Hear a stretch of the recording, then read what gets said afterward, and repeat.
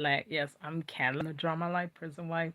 I'm the legally blind artist that is rapping and painting for justice, hoping to see justice before it all fades to bleak. Yes, it's your girl Cadillac.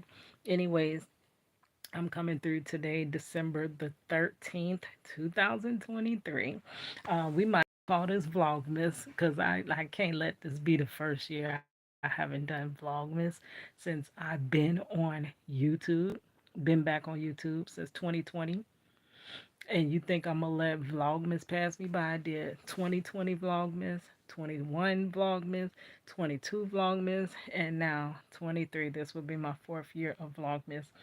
And so I kind of forgot about it, but we gonna make this entry number one, though it's the 13th. This is Vlogmas Day 13.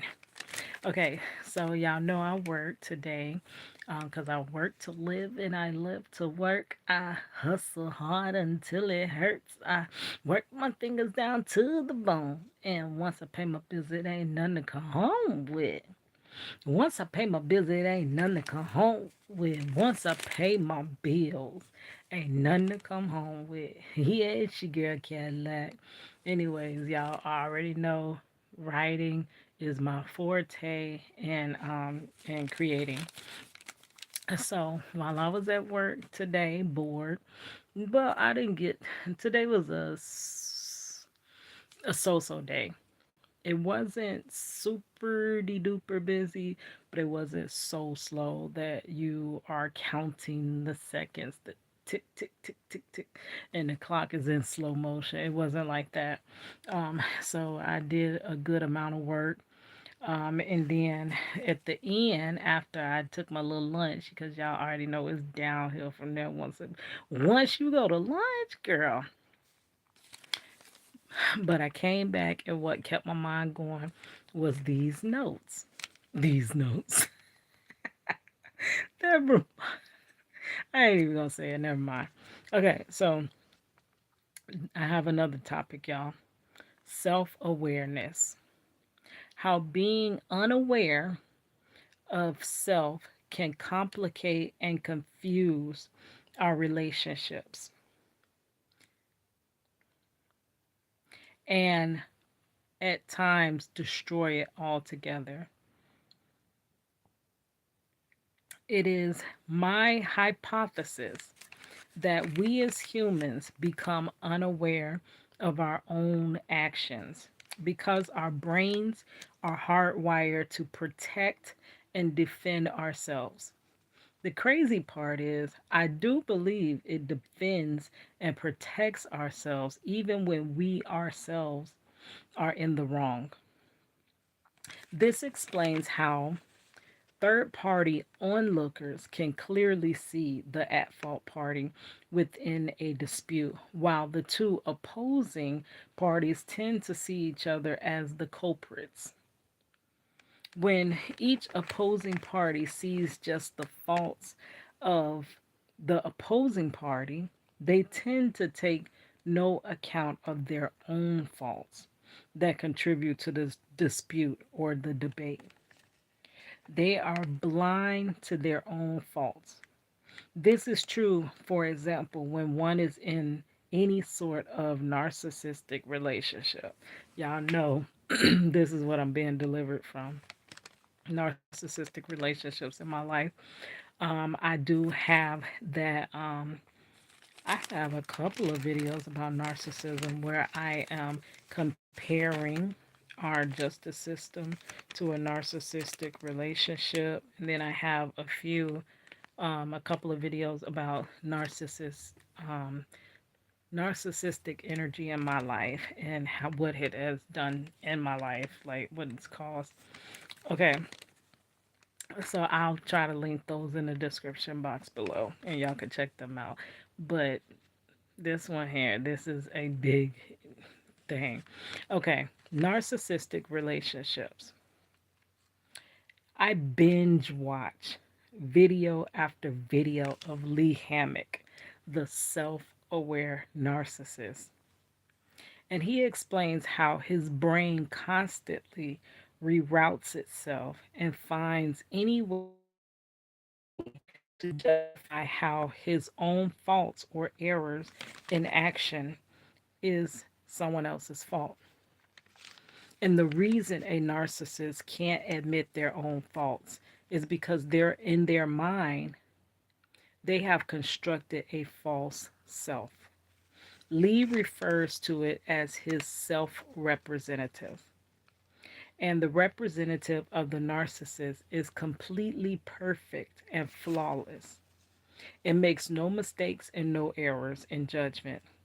So when one tries to hold a narcissistic person accountable for anything, whether big or even small, they immediately go into defense mode to protect their perfect representative. And since their representative is flawless and perfect, there's no way they could be the at fault party. So by default, the other person, the other party, has to be wrong. Can you see how that over time can destroy the relationship?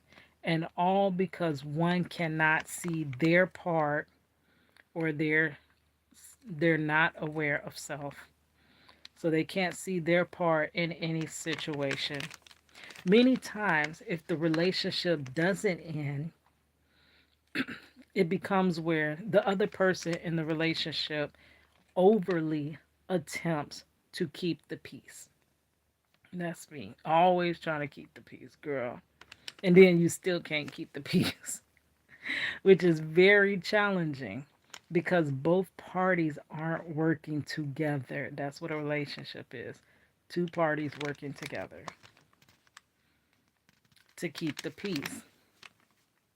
And forget about an outside third party calling the at fault party correctly, because the narcissist will quickly rage to get you to just call it like both parties are at fault. So they'll just say, "All right, both of y'all had a play in this." Rather than put the fault on the narcissist, they're gonna divide the fault. That way, you just can't win. You under no circumstances. Now, in real human relationships, sometimes I'm wrong, sometimes you're wrong. Sometimes, but in these relationships, it's always you wrong. You're always wrong. And that is what messes with your mental. Okay, so the parties are at fault. So the narcissist can stop raging. So they'll just say, look, both of y'all, so that the narcissist won't rage, right? Or they'll say, both of y'all too old to be arguing. And clearly, you're not arguing. They're arguing. You're just trying to be heard. You're trying to get a word in, and you can't get a word in. You're trying to defend yourself because the narcissist will take the conversation all the way around the world and back, and it won't even be about what you're talking about. That is, and I know all these. Oh, I'm so glad I know all of this because it has made my life so much clearer and understanding so much clearer. They do that to confuse you about what the heck you don't even know what y'all arguing about. It's like taking you around in circles, right? Okay. So they do that so the narcissist can stop raging. This is an attempt for the onlookers to keep the peace while in momentarily it may settle the dispute, but over time it does nothing. It's like trying to keep a sleeping giant asleep. Can only do that for so long. So 9 times out of 10, that same dispute will arise again. Oh, I didn't know that rhymed though, girl. So why does the narcissistic person do this, basically silencing everyone? Well, so the only voice heard is their own. That's why they do that. It's like going to court and hearing a court hearing, I'm sorry, and they only hear the defense's case. And then they rule in the defense's favor, like without even hearing the other side at all. They hear the defense and then immediately gavel hits the desk and it's in call of the defense. The defense wins, right? That's what it's like. When we go back to our last video, which I did last video about favoritism, the small cracks that cause big divides in the family. Okay, so that was the first instance of a person being unaware of self in a relationship. Now, the next is when we go back to my last video, favoritism, the small cracks that cause the big divides in families. I'll link that as well. Okay, the person usually is a parent, like within favoritism. Favoritism can be between siblings or it could be between other family members. It could be a grandparent that favors other grandchildren over others. But usually it's a parent situation. In my case, it was the parent situation. Okay, the person usually is a parent and is unaware that they do choose favorites amongst their children's. I'm sorry, their children. This action can cause jealousy and competition between siblings and etc. This becomes the golden child and the scapegoat child relationship. Can y'all guess which one I was? I was the scapegoat. I believe these roles become subconscious. So we take on these roles subconsciously. So the parent's conscious mind doesn't know that it's choosing a favorite child. But when the scapegoat points it out or attempts to point this out to their parent, the parent immediately becomes defensive and shuts the scapegoat down. Thus, the scapegoat not being able to get any signal through to the parent, then the parent starts most time starts gathering supporting evidence or supporting facts as to why one child is treated one way and the other is treated another way. And usually the facts makes it that it's the child's fault. Example, oh, it's because you don't excel like your siblings, or you are always getting in trouble and your sibling never does things wrong. Or, like in my case, you are the oldest and you know better. That's why it was always my fault because I was the oldest and I knew better. Even if it was their fault, it was my fault because I'm the oldest. So, by default, it's always me. Also, with the dynamic of having a special needs sibling, I had that as well. You are just not being considerate enough. And now remember, I was a teenager. Um, it can be just like the example I gave in the narcissistic relationship. Third parties, outside lookers might not be able to, might be, I'm sorry, they might be able to clearly see how the siblings are treated differently, but quickly the parent will shut them off.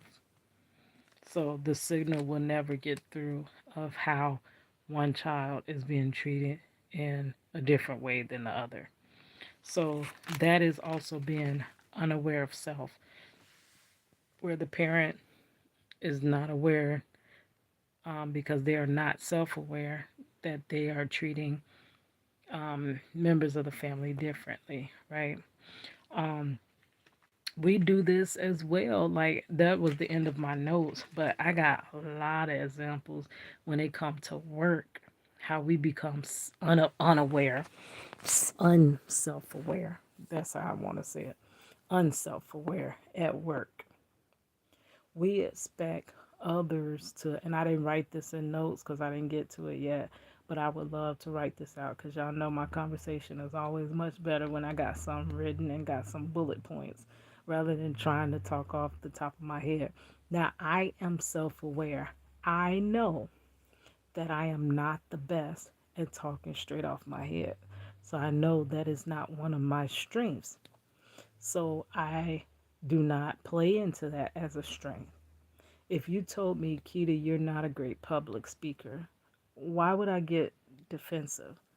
Because I'm not a great public defender.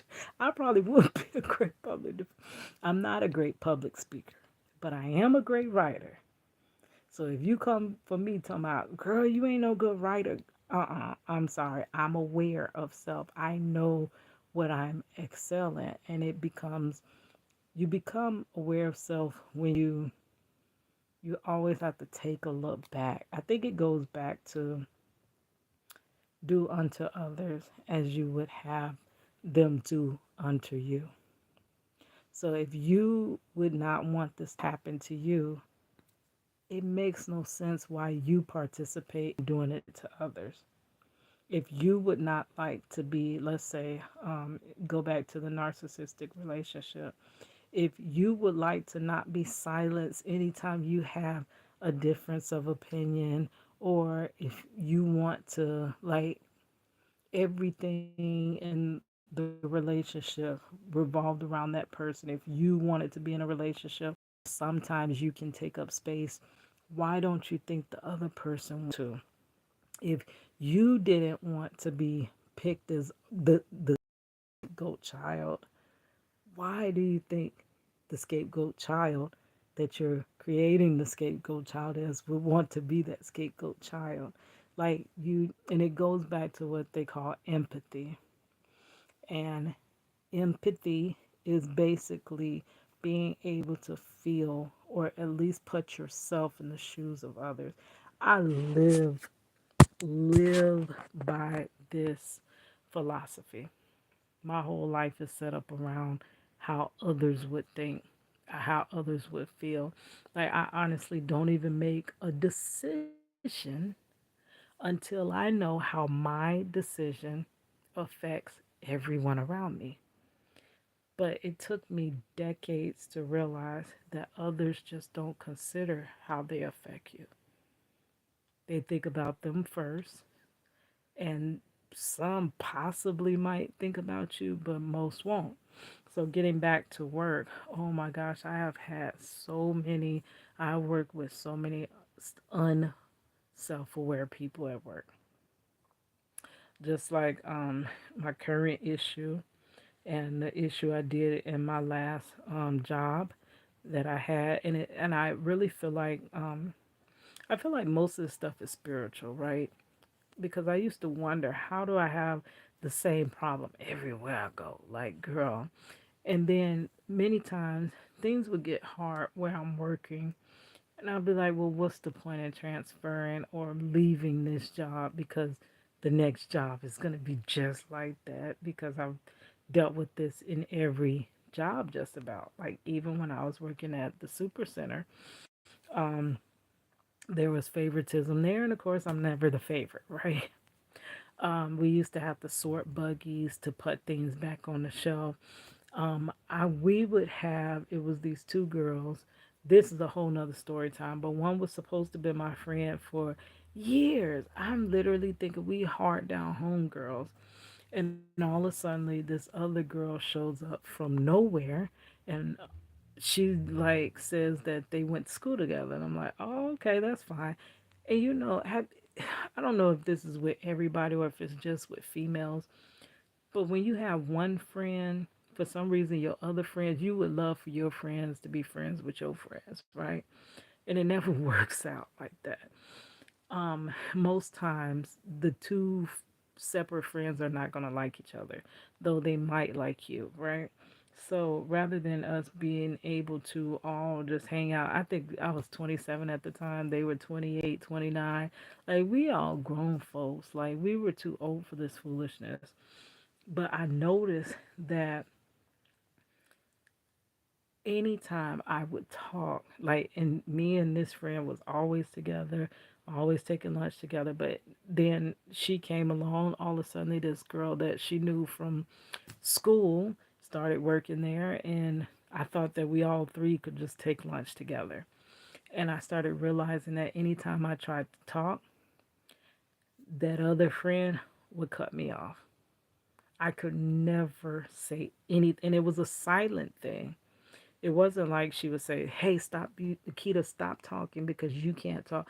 No, these are actions that people do to cut you off. It's very disrespectful, but it's very insidious. It's happening so ever so slightly that you could miss it, right? So, anytime that we would talk, she would cut the conversation off, or she would turn the conversation to whatever she wanted to talk about. I remember it was times that they'll be like, "Are you ready to go to lunch?" And she'll be like, "No." But then the other girl would get ready to go to lunch. And I said, "Oh, okay, I'll go to lunch too." And the minute she found out we were about to go to lunch together, this girl would get, "Oh, never mind. I'm gonna go on to lunch." And only two could go at a time, so I couldn't go.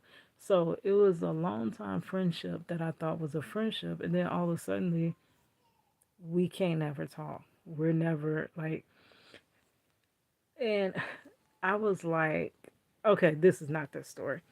But anyways, so it ended up being to where I was like, you know what? If you can't talk to me or if you can't tell her that, hey, we've been friends, I've been here for you for all this long time, like, girl, then you don't really deserve a friend like me because I'm an honest, genuine person. If you're not gonna treat me correctly, you don't deserve me. And took me a long time to get to this point, but I know my worth now, right? So I was like, she doesn't deserve me, so whatever. So they would be sorting buggies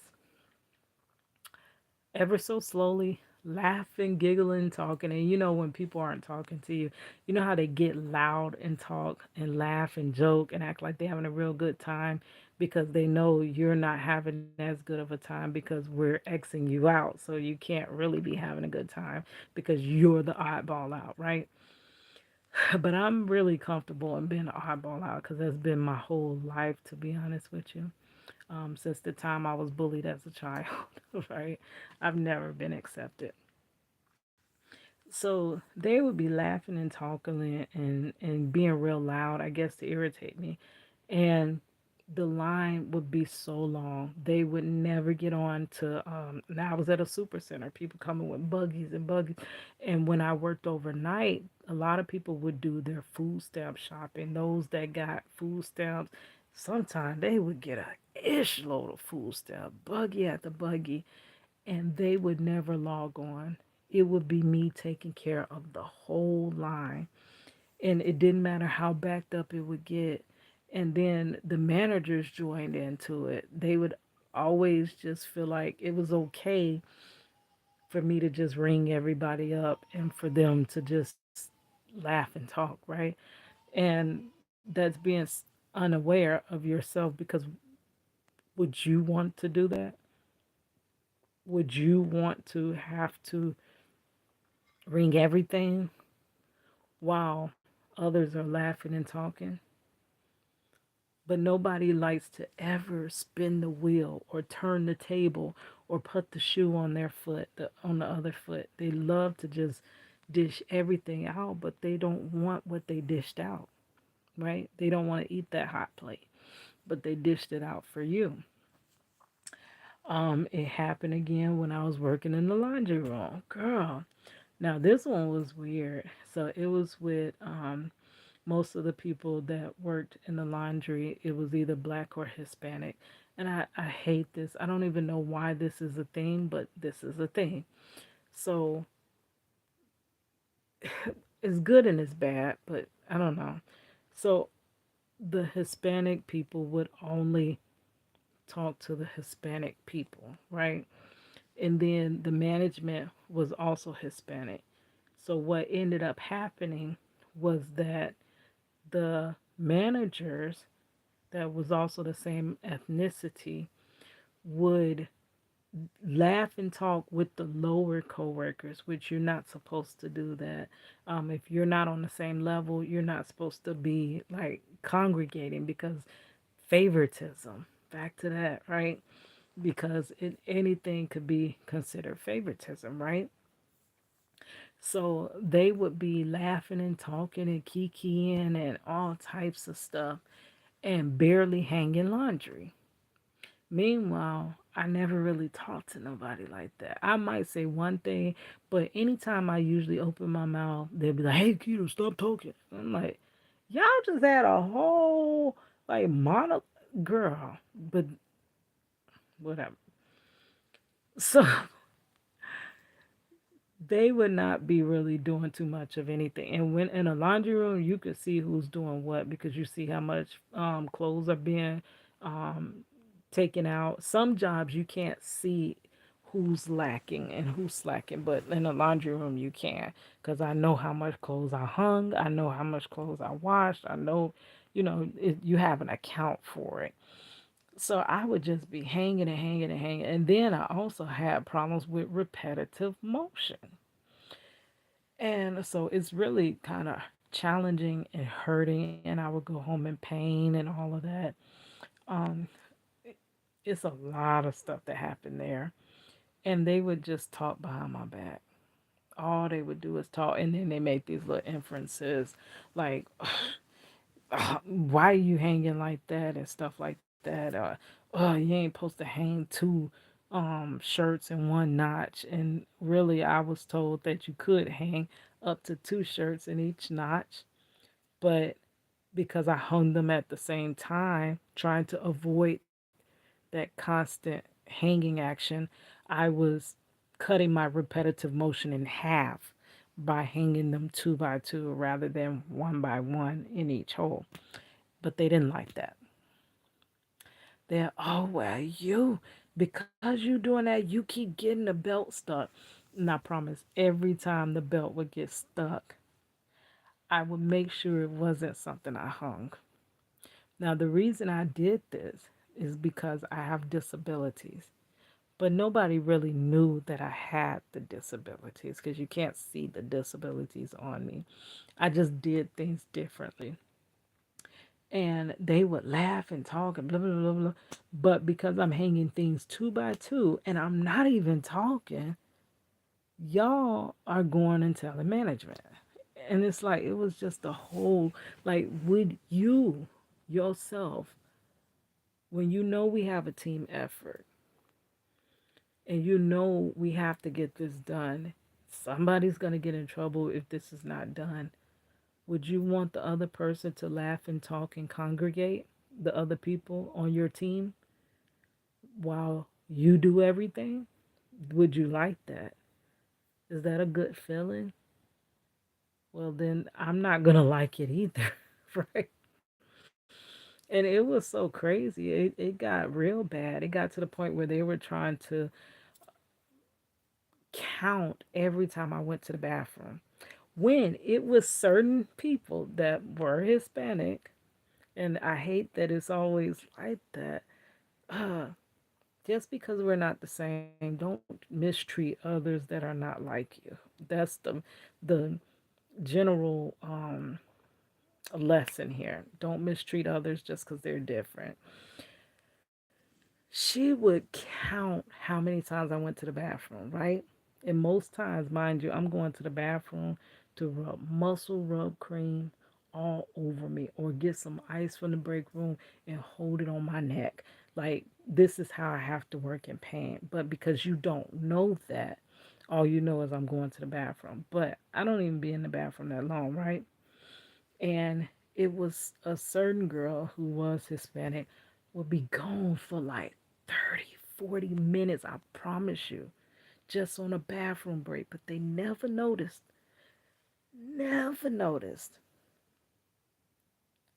that was being very unaware of self.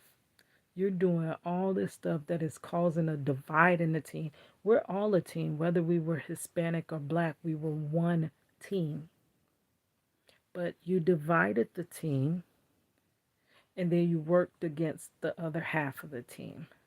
You see how being unaware of self just causes so much turmoil in the relationship, in our work relationship, right?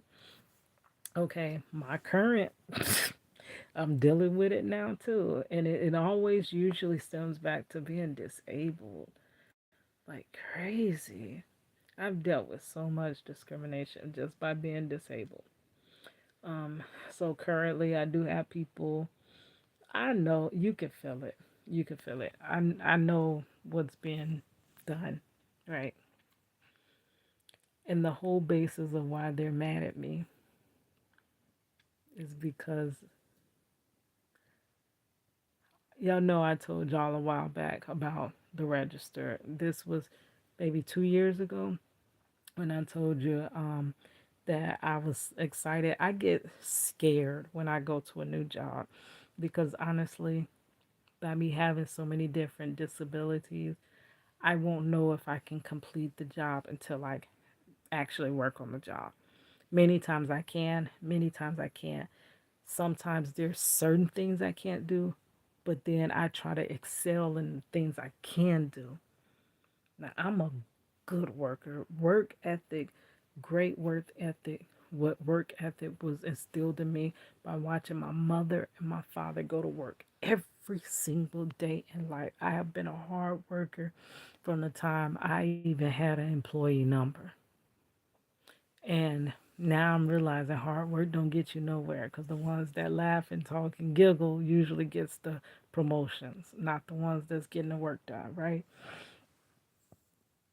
And they're the ones that's not getting in trouble. But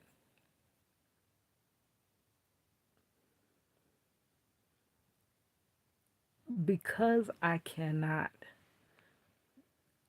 do the cash register, right? But when I do something so much that it becomes a repetitive action because of muscle memory and things like that, it hurts. My hands will clog up, choke up, and they won't move. They'll swell, they'll get numb. It's times that when my hands are completely gone, like I can go to sleep, and especially when you're just waking up and you have no blood flow, I can't even pick up my cell phone if my phone rings because my hands are irritated. I'm an artist. Do you know how good it feels to have a graphic design degree? And because of your disabilities, you can't really be put on a payroll to make those projects come out, like pump them out, crank them out, right? So you got to build your own freelance things in the background, right? But you spending your day energy tapping on a cash register, which is swelling your hands up. Then you get home, you can't even pick up your laptop. You can't hold your phone. I'm ready to make a YouTube video. I can't hold my phone. Can't hold my paintbrush. My hands going numb. And it's because I was on a register all day. So it's like my little percentage, because I don't have 100% um, ability in my hands. I really want the doctor to like evaluate how much ability do I have. Do I have 50%? I doubt I even have 50%. I probably got something close to maybe 35% of um, ability in my hands. Sometimes my hands are just there and I can't really use them like that, which is really sad for an artist. It hurts. It really does. So, anyways, with my limited ability, you really want me to always, always, always, always, always, always, always, always do the register. The one thing that I keep complaining is what is causing inflammation, the register. And ironically enough, nobody else wants to do it.